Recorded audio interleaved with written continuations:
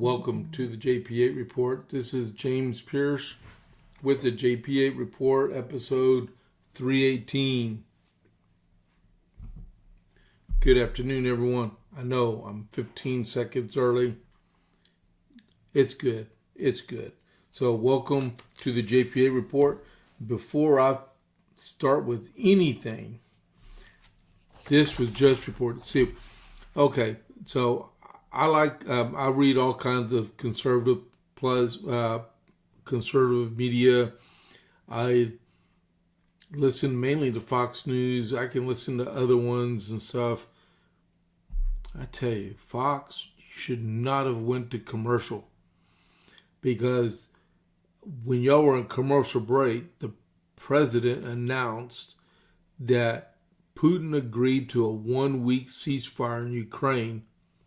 And it just went across the wires just now on TV and everything else, because they seem fit to go on commercial while the president's talking. You never know what comes out, right? So this is hot off the wire from Ryan King at the New York Post. It says, during his recent call with Russia tyrant Vladimir Putin, President Trump implored him to refrain from firing on Ukraine for a week due to extreme cold conditions. Putin agreed to do so, according to Trump. I personally asked President Putin not to fire on Kiev and the cities and towns for a week, Trump said. It's extraordinary. It's record-setting over there. He agreed to do that. And I have to tell you, people said, don't waste a call. You're not going to get that. And he did it. We're very happy he did it. All right. Talk is cheap, I know. But let's see if this pans out. If that pans out, there's a chance. But we will see. But this just came out. This was written at 11:34 Central, 12:34 Eastern Time.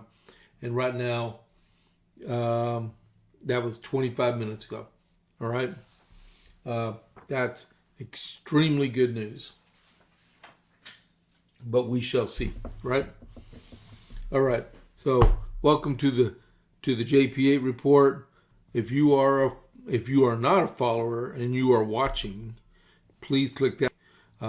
Equally important, as you can see, we got that is some really good news between the president and Russia. That was real good. Let's just see if it happens. As a former soldier, that would make me extremely happy.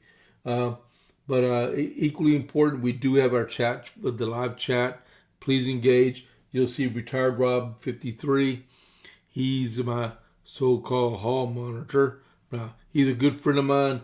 He just tries to keep a little bit of order going on when people start chatting and stuff. He's a really cool Army veteran. Awesome guy. But yeah, so I have a lot of stuff here today. I do not think I'm going to be able to get it all, but we will see. All right? Like you saw that with the breaking news that I didn't even get a chance to start like I usually do. I had to break right in because that was actually breaking. I wasn't even able to change the title, because I would have changed the title of the podcast if I would have had the opportunity, and I didn't. It happened way, way, way, way too fast. All right. I'm getting everything all squared away here. So what are we doing? Oh, yeah, America 250. We got to get this game started, all right? It's a simple letter from the president of the Second Continental Congress, John Hancock, to the future president, currently a general, George Washington, on the 29th of January, 1776.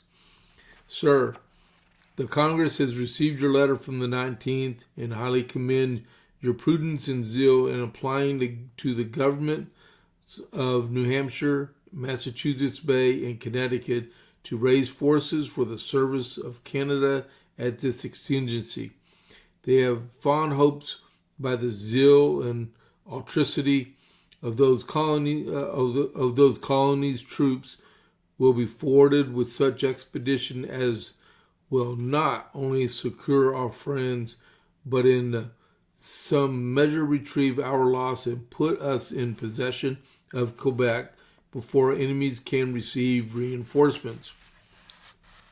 The Congress has agreed to add Massachusetts regiment to the forces they at the first destined for Canada. This is the more necessary as it is now uncertain whether 2 battalions, as was expected, can be raised out of the troops in that country, but they do not by this mean to weaken your army. They have therefore ordered that the 3 regiments that you applied for from Massachusetts Bay, New Hampshire, and Connecticut shall be exclusive to the 13 wanted for the army at Cambridge. By the latest advices from England, it appears that administration are determined to exert themselves and to extend a considerable force against us next spring, though at the same time they pretend to say they will offer terms of accommodation and mean only. Hey Rob, did I freeze up again on you? It looks like I did. I'm transmitting at 6200 again, but it dropped all the way down to 0. This is weird. I'm going to restart this. Inflation continued to run hotter than the Fed's 2% target, prompted policymakers to put rate cuts on pause after they were deeply divided on the decision to cut in December. The vote to keep interest rates the same was